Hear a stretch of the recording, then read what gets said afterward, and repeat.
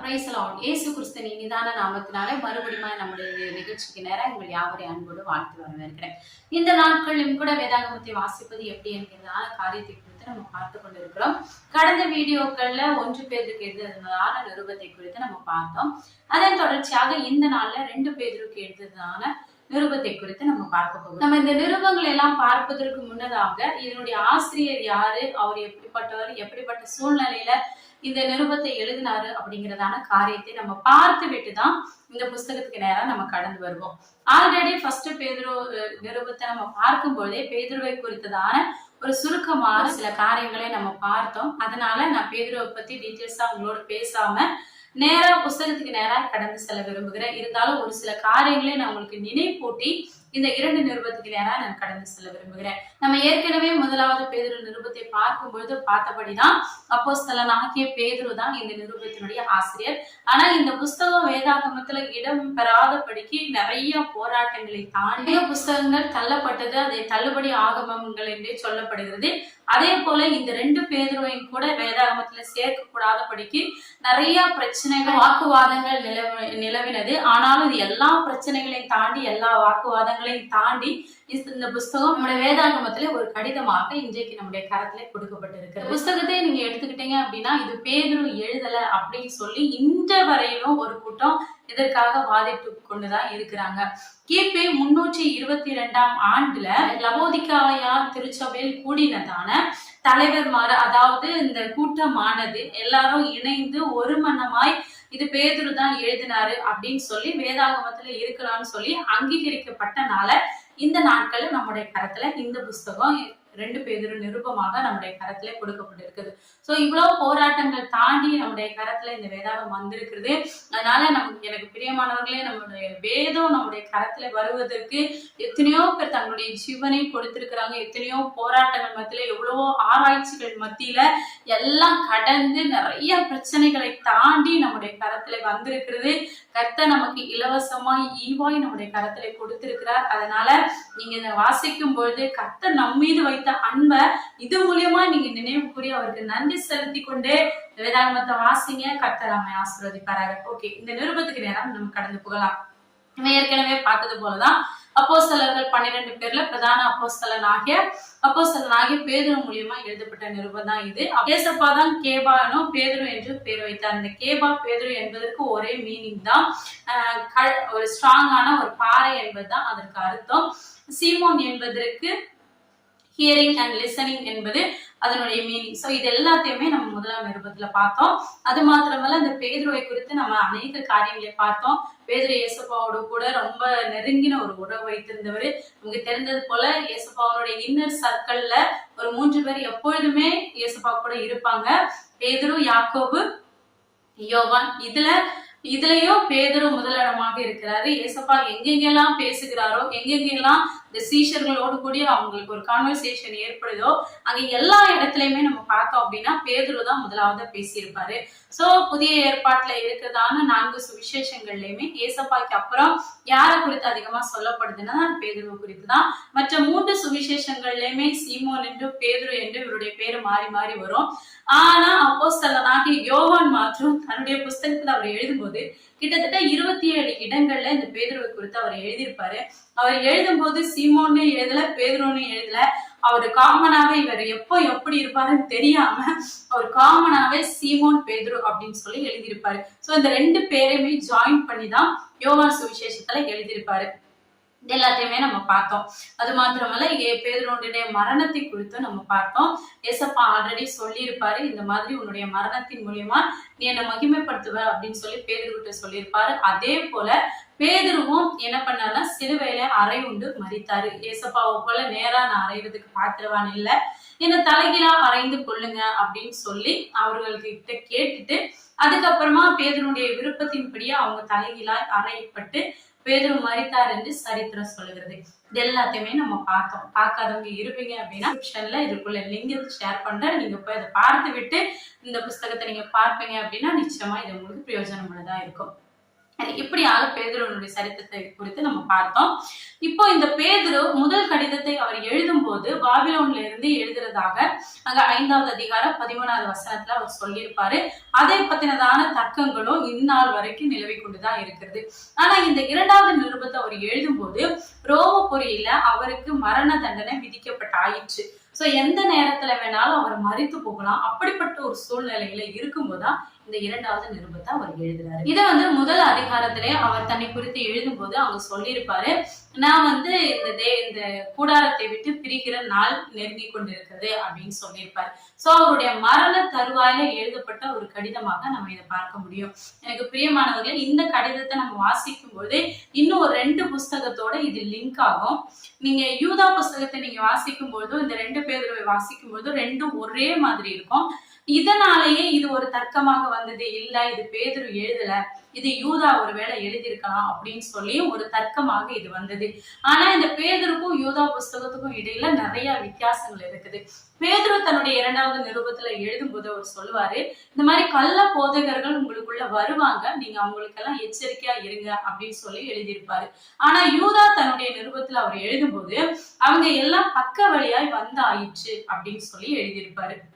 அது மாத்திரமல்ல, பேதுரு சொன்னதான அநேக காரியங்களையும் பவுல் சொன்னதான காரியங்களையும் யூதா எடுத்து தன்னுடைய புஸ்தகத்துல அவர் எழுதியிருக்கிறத பார்க்க முடியும்.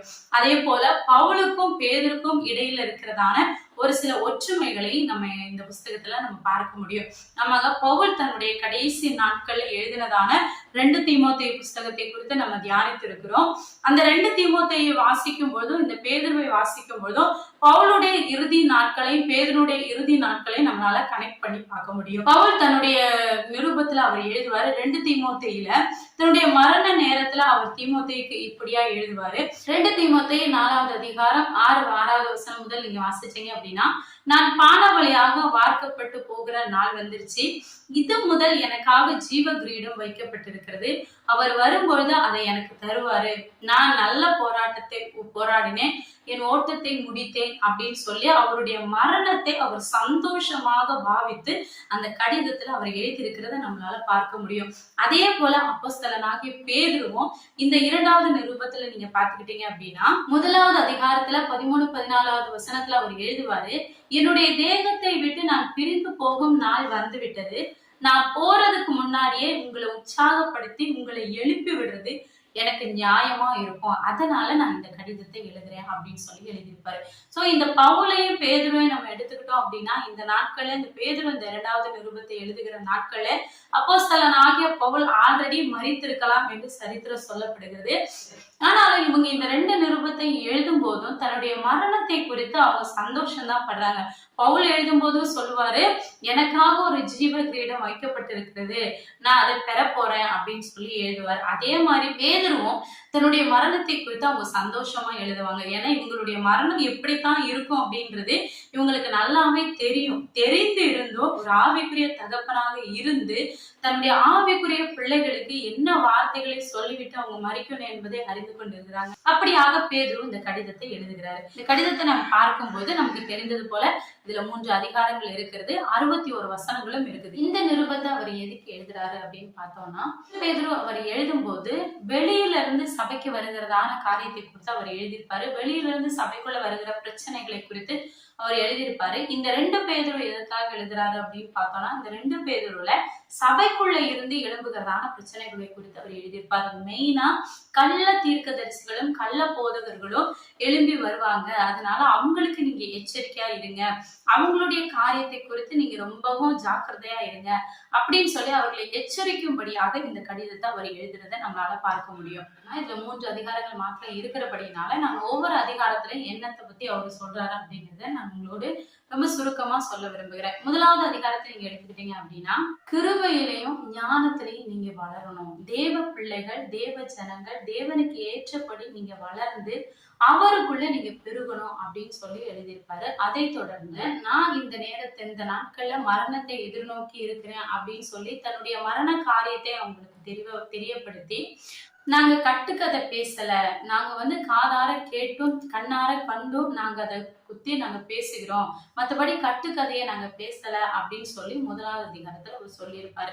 அதை தொடர்ந்து 2வது அதிகாரத்தை நம்ம எடுத்துக்கிட்டோம் அப்படின்னா, போதகர் மூலியமா சபைக்கு வருகிறதான காரியத்தை குறித்து அவர் குறித்து எழுதியிருப்பாரு. அதே போல கள்ள போதகர்கள் எந்தெந்த வழியா வருவாங்க, அவங்க வரனால என்னென்ன பிரச்சனைகள் ஏற்படும் அப்படிங்கிறதான காரியத்தையும் குறித்து அவர்களுக்கு எழுதியிருப்பாரு. அதை தொடர்ந்து கடைசியாக 3வது அதிகாரத்தை நம்ம எடுத்துக்கிட்டோம் அப்படின்னா, அவருடைய 2வது வருகை குறித்து அவர் எழுதியிருப்பாரு. அவர் சீக்கிரமா வரப்போகிறாரு. அவர் தாமதமா இருக்கிறாருன்னு சொல்லி நீங்க கவலைப்படாதீங்க. அவர் ஏன் தாமதமா இருக்கிறாரு அப்படின்னா, அவர் நம் மீது வைத்திருக்கிற அன்புனால இன்னும் ரட்சிக்கப்படாத ஜனங்கள் ரட்சிக்கப்படணும் அப்படின்னு சொல்லிதான் அவர் தாமதம் பண்ணுகிறாரு. அதனால அவருடைய வருகை எந்த நேரத்துல வேணாலும் இருக்கும். அவருடைய வருகையில இன்னென்ன காரியங்கள் சம்பவிக்கும். அதனால நீங்க அவருடைய வருகையை எதிர்நோக்கி காத்திருங்க அப்படின்னு சொல்லிட்டு இந்த நிருபத்தை அவர் முடித்திருப்பாரு. எனக்கு பிரியமானவர்களே, இந்த 2வது நிருபத்துல ரொம்ப சுருக்கமான காரியங்கள், வெறும் 3 அதிகாரங்கள் மாத்திரமே இருந்திருந்தாலும், இந்த 3 அதிகாரத்திலையும் ஒரு மனுஷனுக்கு தேவையான, ஆவிக்குரிய மனுஷனுக்கு தேவையான காரியத்தை அவர் ரொம்ப தெளிவா சொல்லி இந்த அதிகாரத்தை அவர் முடித்திருப்பாரு. எனக்கு பிரியமானவர்களே, அப்போஸ்தலனாகிய பேதுருவை போல இந்த நாட்கள்ல பல நேரத்துல நம்ம மாம்சத்துல இருந்தாலும் அதை ஒரு இடத்துல நம்ம புரிந்து கொண்டவர்களா, பேதுரு தவறு பண்ணார்தான், ஆனா அவர் தவறு பண்ணுகிற இடத்துல அவர் அதை புரிந்து கொண்டாரு. மறிக்க போகிறேன் அப்படின்னு சொல்லி ஏசப்பா சொல்லும் போது அவர் ஏசப்பாவுக்கு சொல்லுவாரு, இல்ல இந்த மாதிரி எல்லாம் நீங்க உங்களுக்கு நடக்கக்கூடாது அப்படின்னு சொல்லும் போது ஏசப்பா பேதுருவை பார்த்து கடிந்து கொள்வாரு. ரொம்ப ஹார்டான ஒரு வார்த்தையை சொல்லுவாரு, என்னை விட்டு அப்பாலே போ சாத்தானே அப்படின்னு சொல்லி பேதுருவை சொல்லுவாரு. எனக்கு பிரியமானவர்களே, அந்த இடத்துல நீங்களோ நாமோ இருந்திருந்தோம்னா எந்த மாதிரி நம்ம ரியாக்ட் பண்ணிருப்போம்னு கண்டிப்பா தெரியல. ஆனா பேதுரு அப்ப கூட அவர் எதுவுமே சொல்லாம அந்த இடத்துல அமைதியா இருந்தா கூட, அடுத்த முறை ஏசப்பா கிட்ட மறுபடியும் அவர் ஆதியில எப்படி பேசிக்கிட்டு இருந்தாரோ அதே போல அதே அன்புல அவர் மறுபடியும் பேசிக்கொண்டே இருந்தாரு. அந்த பேதுருவை குறித்து பார்க்கும்போது இந்த பேதுருக்காக மாத்திரமே ஏசப்பா ஸ்பெஷலா தேவனிடத்துல வேண்டுதல் செய்கிறத நம்ம லூக்கா எழுதின சுவிசேஷ புஸ்தகத்துல 22வது அதிகாரத்துல நம்ம வாசிக்க முடியும். அங்க அவர் சொல்லுவாரு, பேதுருவே, உன்னை புடமிடும்படி பிசாசானவன் என்னை வேண்டிக் கொண்டான், ஆனாலும் உன்னுடைய விசுவாசம் கெட்டு போகாமல் இருக்கிறதுக்காக நான் உன்னிடத்துல உன்னை விட்டு கொடுக்கல அப்படின்னு சொல்லி, உன் விசுவாசம் உன்னை விட்டு போகாமல் இருப்பதற்காக நான் பிதாவின் இடத்துல உனக்காக வேண்டுதல் செய்தேன் அப்படின்றத அவர் சொல்லியிருப்பாரு. ஆமாங்க, பேதுரு என்னதான் ஒரு அவசரப்பட்டு பேசுகிறவராய் இருந்தாலும், தன் இருதயத்துல நினைக்கிறதெல்லாம் பேசுகிறவராய் இருந்தாலும், அவர் ஏசப்பா மேல அதிகமாய் அன்புள்ளவராய் விசுவாசம் உள்ளவராய் இருந்தார். அதே போல ஏசப்பாவும் பேதுருவை அதிகமாய் நேசிக்கிறவராய் இருந்தாரு. ஏசப்பாவுக்கு தெரியும் பேதுருவை எந்த இடத்துல எல்லாம் விட்டு கொடுக்கலாம், எந்த இடத்துல எல்லாம் அவன் எப்படி பேசுவான் அப்படின்றது ஏசப்பாவுக்கு நல்லாவே தெரியும். அதே போலதான் இந்த நாட்கள்ல கர்த்தர் நம்மளே நன்கு அறிந்திருக்கிறார். நம்ம எந்த இடத்துல நம்ம விழுந்து போவோம், எந்த இடத்துல நம்ம பேசிடுவோம் அப்படிங்கிறத நம்ம கர்த்தர் அறிந்திருக்கிறார். அதனால எனக்கு பிரியமானவர்களே, நீங்களும் பேதுருவை போல கர்த்தரோடு ஒன்றி இருக்கணும். பேதுருவை போல நானும் அற்புதங்களை செய்யணும். பேதுரு ஏசப்பாவை நேசித்தது போல நானும் நேசிக்கணும்.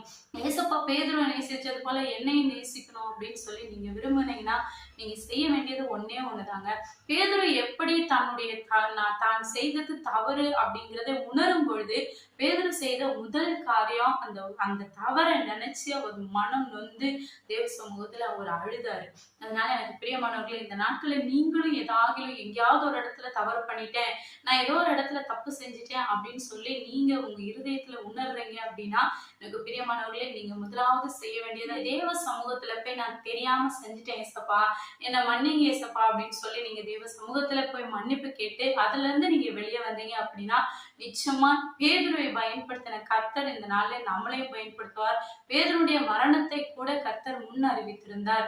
அதே போல பேதுரு மரிக்கிற தருவாயில கூட அவரை சரித்திரம் சொல்லுது, அவரே ஒரு மனைவியுமாக ஒன்றா சிலுவையில அறைந்தாங்கன்னு. அவங்க மனைவி அறையும் போது பேதுரு பார்த்து கொண்டிருந்தார். ஒரு சில பண்டிதர்கள் சொல்றாங்க, அவங்க மனைவியை முதலாவது அறையும் பொழுது பேதுருவை சித்திரவதைப்படுத்தினாங்களா, உன் மனைவி எப்படி அறையணும் பாரு, இதே மாதிரிதான் உன்னையும் பண்ணுவோம் அப்படின்னு சொல்லும் போது பேதுரு இங்க இருந்து சொன்னாரா, நீ ஏசப்பா நமக்காக சிலுவையில தொங்கினா அந்த காட்சியை நீ நினைத்து கொள்ளு, அதனால நீ ஏசப்பாவை மறுதளித்திராத அப்படின்னு சொல்லி பேதுரு கத்தி தன்னுடைய மனைவி கிட்ட சொன்னதாக எனக்கு பிரியமானவர்களே, இந்த நாட்கள்லையும் நாமும் பேதுருவை போல கர்த்தருடைய சமூகத்திலே உண்மையோட இருப்போம்னா பேதுருவை பயன்படுத்தின கர்த்தர் நிச்சயமாய் நம்மளையும் பயன்படுத்த. வாசிக்கிறதுக்கு முன்னதாக இப்படிப்பட்ட காரியங்களை நாம் அறிந்து கொண்டு நம்ம வேதத்தை வாசிக்கும் பொழுது ஆவியானவர் என்ன நோக்கத்திற்காக இந்த வேதாகமத்தை எழுதினாரோ அந்த நோக்கத்தை நம்மளால புரிந்து கொள்ள முடியும்.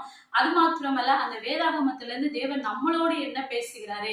இப்படிப்பட்ட ஒரு சூழ்நிலையில எழுதப்பட்ட புஸ்தகம் இன்றைக்கு இது நம்முடைய வாழ்க்கையில எப்படி பயனுள்ளதா மாறும் அப்படிங்கிறத நம்மளால புரிந்து கொள்ள முடியும்.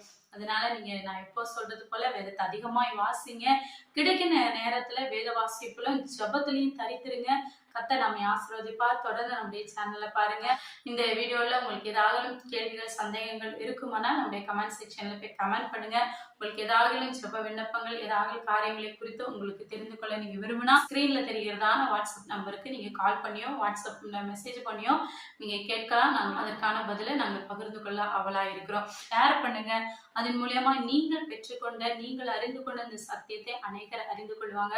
விசுவாசத்தோடு இருங்க. கர்த்தர் நம்மை ஆசீர்வதிப்பாராக. தொடர்ந்து நம்ம அடுத்த வீடியோல 1 யோவான் எழுதினதான நிருபத்தை குறித்து நம்ம பார்ப்போம். கர்த்தர் நம்மை ஆசீர்வதிப்பாராக. ஆமென். May God bless you.